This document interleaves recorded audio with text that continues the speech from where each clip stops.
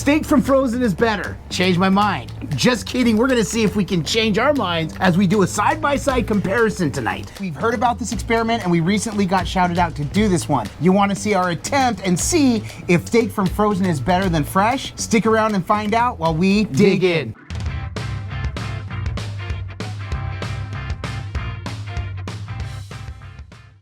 We've got to shout out Ronnie Jones for this one. Ronnie Jones, thank you so much for reaching out to us via Facebook Messenger, actually, and said that he had heard, as had I, by the way, that steaks from frozen are better than steaks fresh, and there's a lot of different reasons, maybe some science behind it, but we want to find out if that is the case. Yes, and I did not know that about that before. I was actually that day years old when I had learned that there was such a comparison, and I believe science is involved. Not the scientist here, but we're going to see science at work here today. And even more so, some reputations might be on the line, because when I did some research, I found Pitmaster X, who agreed that the steaks from frozen were better. However, the big man himself, Guga, the Guga Foodmeister, love the Guga.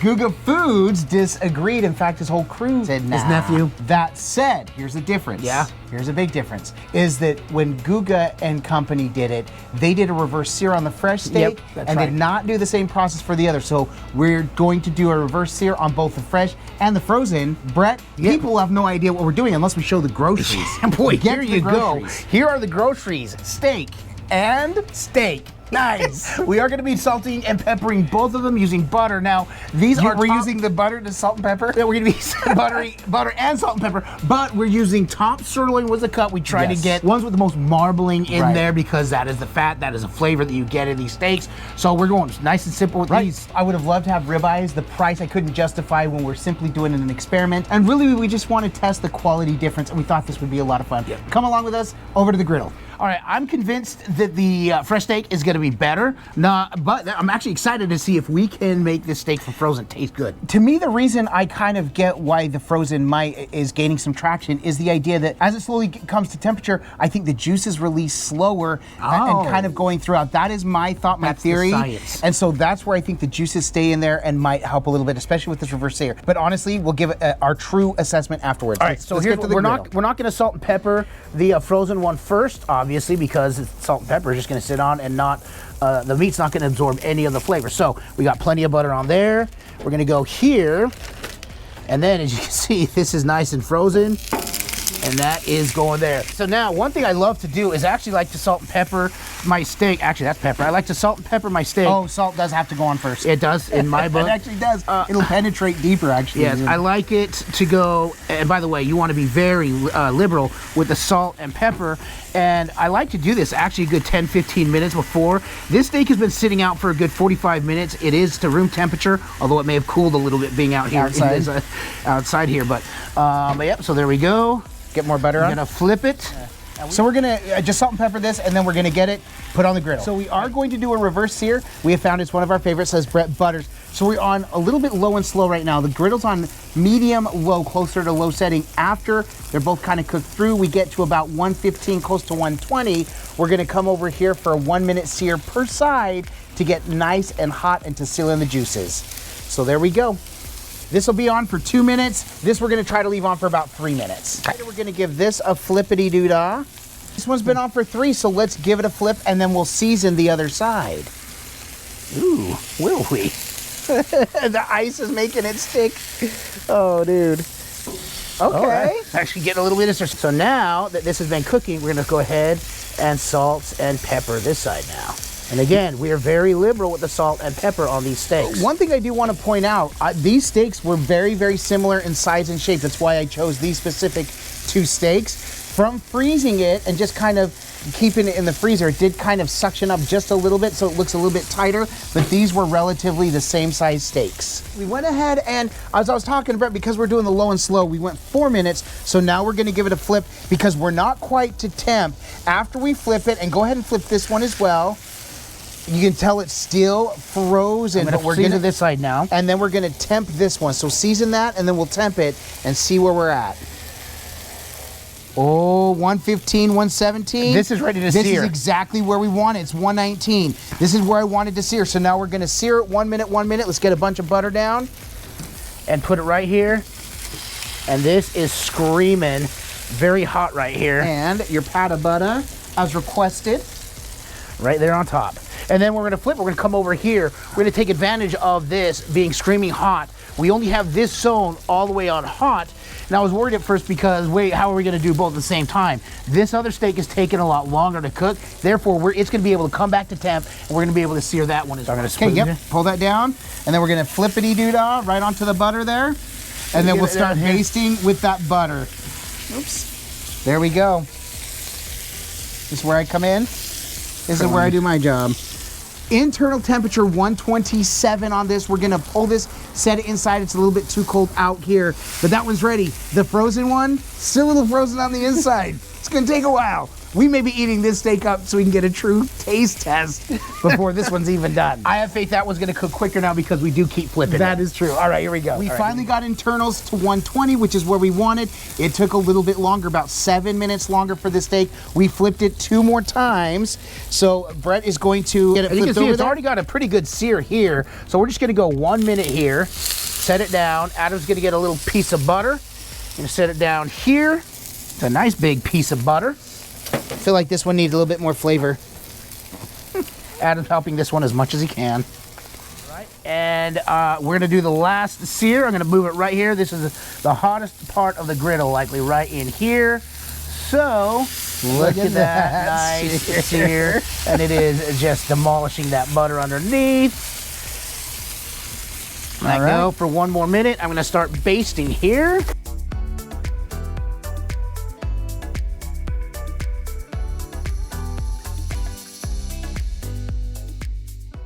All right, we're losing daylight here. We're just finishing this up another 20 seconds. We're gonna pull it. We'll see you in 10 for the taste test. All right, so we have found, normally we go through the whole spiel, here they are and everything, but we wanna cut this open, and then Brett and I will take a taste test right now so we can give our assessment. And what we're gonna do is we're gonna cut up chunks and not tell our family which is which, and we'll get everybody else's real assessment of which they like better. Okay. So first I'm gonna cut right into the middle of the fresh.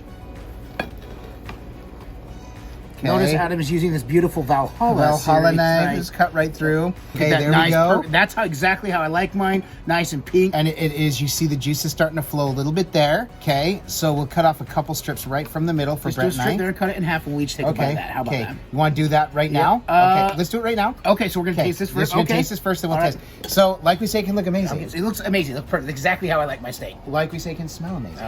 Smells like amazing steak. It does smell like Can I get a smell yet? Smell, yeah, you can. Thank you. But if this doesn't taste amazing, this was all for naught. Cheers. I'll eat to that, my brother. Oh my gosh. Another way to do a steak. And we did make a mistake. Normally, we set the steak aside for 5 minutes before we do the reverse sear, or 10 minutes. We forgot. We went straight into the reverse sear. That's amazing. Still amazing. I'm paying top price at a steakhouse. Okay.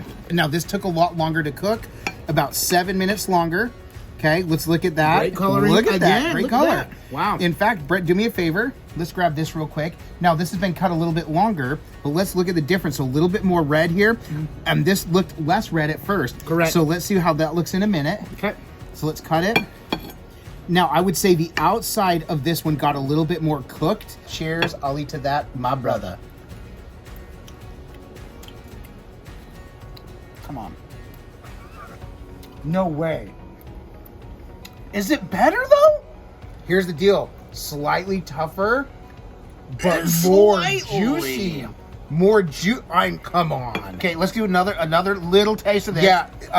This is weird. I did not expect this. I honestly didn't. I thought it was going to be such a big difference that it was going to be obviously. We're not getting as much pinking. Okay, there it is. Yeah, after it's been out for a little bit. So it almost looks a little bit more cooked through, which is weird because it didn't look on the reading. Okay, there we go. A little bit more pink. There you go. Yeah, there you go. So cheers. And this is rendering more juice in the plate than this other one is. That's very good. Not to be fair. Yeah, got to be very touche. Golly, more juicy over there. Yeah. That one's juicier. From frozen is juicier. And flavor is not enough of a difference. Yeah, there you go. It's not enough of a difference in flavor. They're both absolutely amazing. This is a mind freak. I'm not kidding. I thought, okay, after watching Guga's, even though he did the reverse sear, I'm like, oh, it makes sense. Yeah. I'm seeing what Pitmaster X was saying. Look at the juice that's rendered here in the fresh steak and the juice here in the from frozen. And Adam, you made the point that because it's coming from frozen, maybe it's releasing the juices slower. And even though this is more pink, so you'd think that this would have a lot more juice just coming out. Okay. So before it gets too cold out here, let's go ahead, let's cut some pieces up, and then we're gonna give them to the family members. Kenzie and Kenan, we're gonna go ahead and I'm gonna have you grab, both grab, which one do you wanna grab first? Grab this side. Okay. Not that it matters, just grab that side. Okay. Cheers. All right, cheers, eat it up. First of all, how is it? It's very good. Yeah, of course, right? Okay, hurry and grab the next one. No, you gotta finish that. Savor it, enjoy it. And also kind of think in your minds which you think is which. Okay, ready for the next one? All right, so grab one of these ones. All right, cheers. I think I know which is which. Okay. Okay, first of all, which one did you like better? 1 or 2? 2? Okay. I like 1 because I don't like hard steak. Okay. Okay, well, I like the second one because it was crunchy outside and juicier inside. And you think it is? The frozen one. Okay. Frozen. Okay, were they both good though? Yeah. And you prefer the fresh? Could you tell that it was fresh from which one is which? I don't know. This one. They got it right. And the only reason I know is because The I was outside out crust. here and I would watch the crust. Like, I was here Oh through yeah, the you cook. saw the All crust. right. So, like, if I didn't watch the cook, All then I right, wouldn't know. there you go. And unfortunately, nobody else from the family's here, so we're gonna have to dig into this one. Losing and have lost daylight officially, but wrapping it up, the family. You know what we haven't lost? The night, because that was a winner was steak dinner. And I will say this, everybody was torn. Kenzie was kind of like with us, where she liked the frozen a little bit better. Cannon liked the fresh better. Jen, my wife, preferred the fresh. That said, everybody liked all the steaks. Correct. And I was going to say, I can't say which one I like better, but I'm surprised with A, how close it is, Right. B, how much juicier, even though you explained that why it would likely be juicier, Right. the frozen one, Okay. but how juicy it was, the steak were so good. Even for top sirloin, salt and pepper, if you're doing a steak, this is the way Salt, to pepper, do it butter. every time. Salt, pepper, butter. Exactly. If you want to do the thyme and rosemary that people want to do as well, but you don't need to overthink a steak. You don't need to come with all these seasonings. Salt and pepper is all you need. My biggest takeaway. Now we had some time to prep, to share the food. It is cold out here, so the steaks were sitting out for a little bit. Yep. So I went back and had another bite. The fresh is way better now. A couple of takeaways. Some of it could be because of how much we had to cook and flip with the frozen. Correct. It is as time is passing, it's getting tougher and tougher. Yep. Even though there's still a slight pink inside, where the one that we cooked to perfection. It's maintained that pink integrity all the way throughout, so it's And just maintained the sink your soft- teeth, just melt like a warm knife through butter. And I will say this, I used to always get my steaks when I was younger, medium well, because they were so hockey good. pucks. Yeah, I wanted mine well done. But the thing is because the first few bites, man, you couldn't beat it. But I used to always say the steak is good until it isn't. Yeah. Your last few bites would be dry, and then I learned that's why you do a medium rare, rare steak, is because you get that pink and that juiciness all the way through. So that said, the fresh maintained it all the way through for us.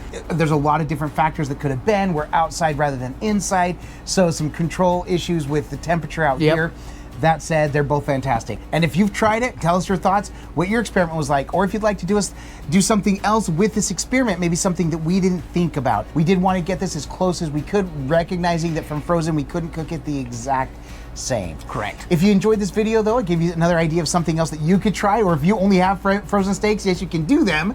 Make sure to give this video a thumbs up. We really do appreciate it. It's one way you can support us and what we do. Another way you can support us is through purchasing one of our 2 cookbooks. The first is already released. The Epic Outdoor Griddle Cookbook is available on Amazon and everywhere books are sold. Yes. We also have Smashed. Smashed, yes. So excited about that. Well, we don't have it yet. Right. It is up for pre-order, out in May. Out in May 16th. We cannot wait for that as well. Aside from coming and knocking out this really fun experiment, why are we doing all of this? Because all we do is twin, no matter what. And with that, we bid you adieu. And don't forget to like and subscribe. And griddle on!